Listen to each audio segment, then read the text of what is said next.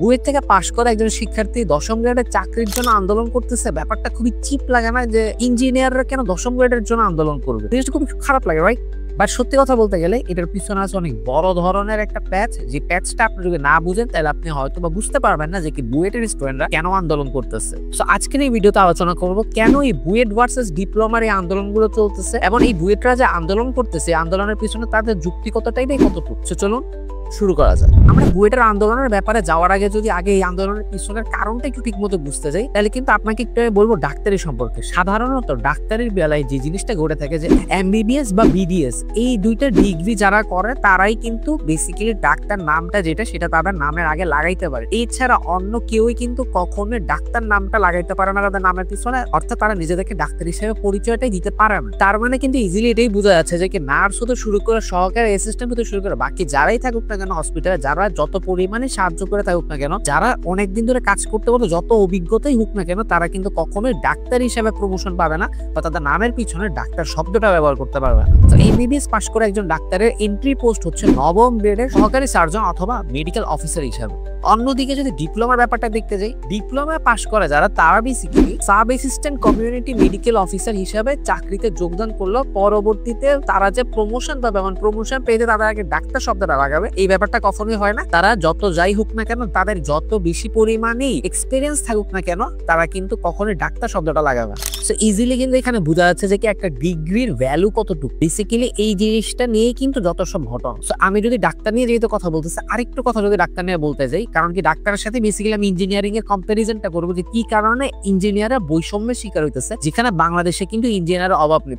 প্রচুর মানুষ প্রতিদিনই কিন্তু ইঞ্জিনিয়ারিং পাশ করে বের হইতেছে। আবার যদি ডাক্তারের একটু কথা বলে লাস্টে দিয়ে, সো ডাক্তারের যখন বেসিক্যালি এই চাকরিগুলোর সার্কুলারটা যখন পোস্ট করা হয়, সেখানে কিন্তু একেবারে স্পেসিফিক ভাবে উল্লেখ থাকে যে অবদানের যোগ্যতা হিসাবে এমবিবিএস কিংবা বিডিএস ডিগ্রিধারী হতে হবে। সো ওখানে লেখাই থাকে যে যোগ্যতা হিসাবে এমবিবিএস অথবা বিডিএস ডিগ্রিধারী হতে হবে, অর্থাৎ একজন এমবিবিএস বা বিডিএস এই ডিগ্রিগুলো যদি থাকে তাইলেই সে কেবল এই 9ম গ্রেডের চাকরির জন্য অ্যাপ্লাই করতে পারবে, এছাড়া কিন্তু পারবে না। এখন বেসিক্যালি আসি ইঞ্জিনিয়ারিং এর ক্ষেত্রে, যেটা নিয়ে সবচেয়ে বেশি বড় ধরনের কাহিনীগুলো ঘটতেছে। প্রথমে যদি ডিপ্লোমাদের কথা বলতে যাই, তাদের বেসিক্যালি এন্ট্রি জব হচ্ছে কি সাব অ্যাসিস্ট্যান্ট অফিসার হিসেবে, যেটা বেসিক্যালি 10ম গ্রেডের হয়ে থাকে এবং এই জন্যই তারা 10ম গ্রেডে যোগ দিয়ে থাকে। অন্যদিকে যদি বিএসসি ইঞ্জিনিয়ারদের কথা বলতে যাই, তারা বিএসসি পাস করার পর স্বাভাবিকভাবে তাদের কাছে বিএসসি ডিগ্রি থাকে। এই ডিগ্রির মাধ্যমে তারা অ্যাপ্লাই করতে পারে 9ম গ্রেডে, যেখানে বেসিক্যালি তাদের এন্ট্রি লেভেলের জব হচ্ছে সহকারী ইঞ্জিনিয়ারিং হিসেবে বা বলতে গেলে অ্যাসিস্ট্যান্ট ইঞ্জিনিয়ারিং হিসেবে। এখন জিনিসটা শুনতে একবার খুব সিম্পল লাগতেছে না আপনার কাছে, যে স্বাভাবিকভাবে ডাক্তারি তো কি, যাদের ডাক্তারের যে ট্যাগটা আছে এমবিবিএস বিডিএস করেছে তারা 9ম গ্রেডে যায়, যাদের এই ট্যাগটা নাই তারা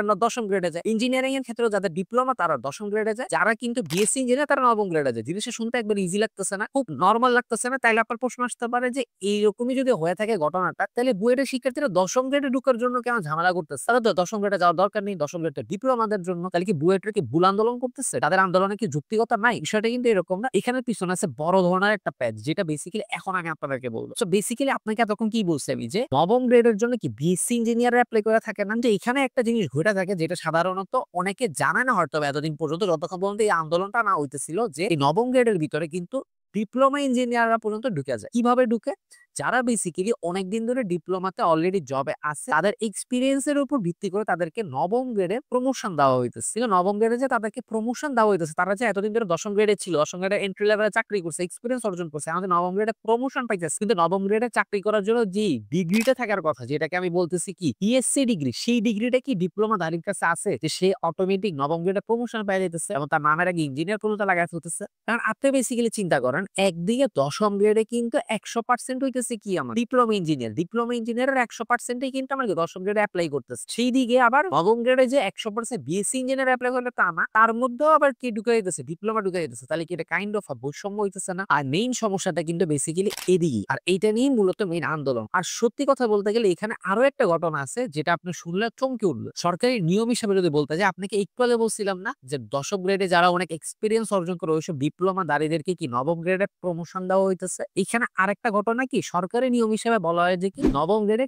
33%। চিন্তা করেন 33% কি ডিপ্লোমাধারীরা ঢুকবে প্রমোশন পে। তার মানে কি হচ্ছে দশম গ্রেডের 100% তারা পাইতেছে, আবার নবম গ্রেডেরও 33% পাইতেছে, মানে কাইন্ডা 133% তারা কি ইজিলি অর্জন করতেছে। সেই জায়গায় বিএসসি ইঞ্জিনিয়ার এত টাকা দিয়ে প্রাইভেট ইউনিভার্সিটি বলে বা পাবলিক ইউনিভার্সিটি বলে না কেন 4 বছর কষ্ট করে এতগুলা সাবজেক্টের কোর্স করে এতগুলো পরীক্ষা দেওয়ার পরে যে ডিগ্রিটা আমি অবশেষে পাইতেছি বিএসসি ডিগ্রি, সেই ডিগ্রিতে মাত্র আমি কত 70% পজিশন সিকিউর করতে পারতেছি। আর ব্যাপারটা কিন্তু মোট 70% থেকে না, এটা তো সরকারি হিসাবে, কিন্তু ভিতরে ভিতরে মানে বাংলাদেশের মতো জায়গায় দুর্নীতি কি পরিমাণে চলে এটা কিন্তু আমি আপনি সবাই অনেক ভালো মতো জানি। সো বিভিন্ন অধিদপ্তর এবং সরকারি প্রতিষ্ঠানগুলো প্রমোশনের উপরে যখন একটা রিসার্চ করা হয়েছে, ঘাটাঘাটি করা হয়েছে আর কি, এক কথা যদি বাংলা ভাষায় বলতে যাই, যদিও বলা হয়েছিল না সরকারি নিয়ম হিসাবে 33% নবম গ্রেডের ভিতরে জায়গা নিবে কে ডিপ্লোমাধারীরা, সেই জায়গাতে 33 না হয় বরং বাড়তে বাড়তে 70% হয়ে গেছে, এমনকি কোনো বছর 90% পর্যন্ত ছিল। তার মানে আপনি জাস্ট চিন্তা করেন ব্যাপারটা কি দাঁড়াইতেছে। দশম গ্রেডের ভিতরে ডিপ্লোমা ইঞ্জিনিয়াররা 100% পাচ্ছে, নবম গ্রেডের ভিতরেও এই এক্সপিরিয়েন্সড ডিপ্লোমা যারা তারা যে 70 থেকে 90% জায়গা পাইতেছে। তাইলে আমি যে এত কষ্ট করে 4 বছর ধরে পড়ালেখা করে এতগুলো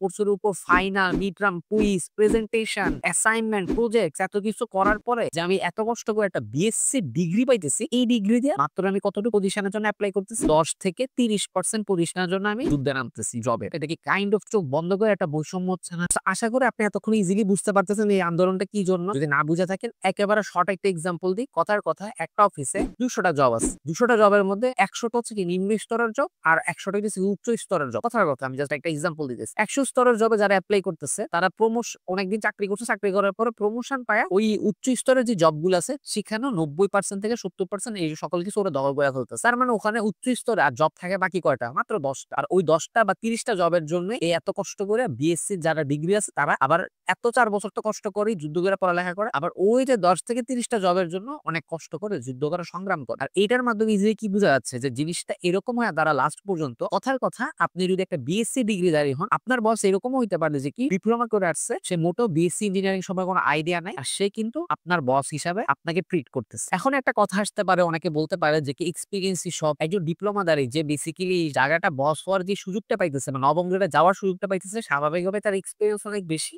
যে বিএসসি ডিগ্রি যে অ্যাপ্লাই করতেছে তার এক্সপিরিয়েন্সটা কম। বাট আপনি জাস্ট চিন্তা করে দেখেন দুইটা জিনিসের ভিতর কিন্তু অনেক বড় একটা হিউজ ডিফারেন্স আছে। যে বিএসসি ডিগ্রিধারী আর যে ডিপ্লোমা, তাদের পড়ালেখা কিন্তু অনেক ভালো পরিমাণে একটা বেশ কম আছে, যেটা যদি আপনি না দেখে থাকেন আপনি বিশ্বাস করবেন। কারণ বিএসসি ডিগ্রি দ্বারা করে বেসিক্যালি, আমিও বিএসসি করতেছি কম্পিউটার সায়েন্স, আমি যদি আমার সেক্টর একটু দেখাইতে যাই আপনাকে, ওই জায়গার ভিতরে কিন্তু শুধুমাত্র জাস্ট আমাকে কাজ করতে হবে, প্র্যাকটিক্যাল জিনিসগুলো দেখাই কিন্তু আমার ছেড়ে দিতেছে নাকি, এর সাথে আরো অনেকগুলো কোর্সেস করাইতেছে, অনেক পিএলও সিএলও অনেক কিছু বুঝাইতেছে। যদি পিএলও সিএলও পরে বুঝাবো, এটা নিয়ে আমি ভিডিওতে বললে অনেক বিশাল বড় একটা ব্যাপার। খুব শর্টে বলতে গেলে program learning outcome, course learning outcome, অনেক কিছু আমরা দেখতেছি। কোন জিনিসটা কি শিখলে কোন জায়গায় আমি অ্যাপ্লাই করতে পারবো সেই জিনিসটা সম্পর্কে আইডিয়া শিখতেছি। প্রেজেন্টেশন হতে শুরু করে নিজেকে ফর্মালি অ্যাপ্রোচ করার সব ব্যাপারগুলো আমি শিখতেছি। এছাড়া আরো অনেকগুলো এক্সট্রা কোর্সেস করতেছি আমি, যেগুলো আমাকে হেল্প করবে অ্যাজ এ ইঞ্জিনিয়ার এথিক্স হতে শুরু করে সবকিছু ঠিক রাখতে। এবং একই সাথে এই কোর্সগুলোর ভিতরে জাস্ট এইরকমই না যে প্র্যাকটিক্যাল জিনিসপত্র আছে, একই সাথে থিওরিটিক্যাল অনেক ব্যাপার স্যাপার আছে, যেটা আমাদেরকে বেসিক্যালি হেল্প করে রিসার্চ করে নতুন জিনিস ইনভেন্ট হতে শুরু করে না নানান জিনিস করতে। এখন আপনি জাস্ট চিন্তা করে দেখেন এই জিনিসটার আর ডিপ্লোমা যারা করতেছে, যারা বেসিক্যালি অনেক প্র্যাকটিক্যাল কাজকর্ম করতেছে, তাদের মধ্যে কি অনেক হিউজ একটা ডিফারেন্স থাকতেছে না? আর এটাই কি বেসিক্যালি একটা বড় ধরনের রিজন না, যার জন্য প্রতি বছর আমরা যদি বাংলাদেশে কোনো অবকাঠামো তো শুরু করে নানা ধরনের উন্নতি করতে যাই, ডেভেলপমেন্ট করতে যাই, তখন আমরা আমাদের বাংলাদেশ থেকে ইঞ্জিনিয়ার না পাই বাধ্য হয়ে বিদেশ থেকে ইঞ্জিনিয়ার আনতেছি। যেখানে বাংলাদেশে কিন্তু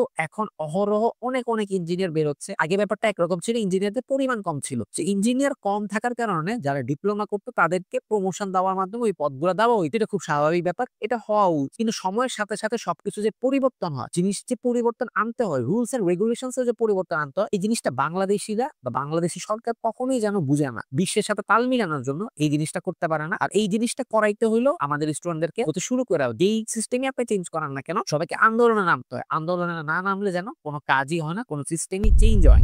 সো এই ভিডিও দেখে যদি আপনারা এই ডিফারেন্সটা বুঝতে পারেন এবং আপনারা যদি এই ভিডিও দেখে উপকৃত হন, সো ডেফিনেটলি আই হোপ আপনারা লাইক করবেন এবং আমাকে সাপোর্ট করার জন্য সাবস্ক্রাইব করবেন। তো স্বাভাবিকভাবে আপনি যে ভিডিওটা দেখছেন এর জন্য কিন্তু আমি আপনাকে কোনো কিছু চার্জ করতেছি না, আপনার থেকে একটা সাবস্ক্রাইব আমি চাইতেই পারি, রাইট? So subscribe.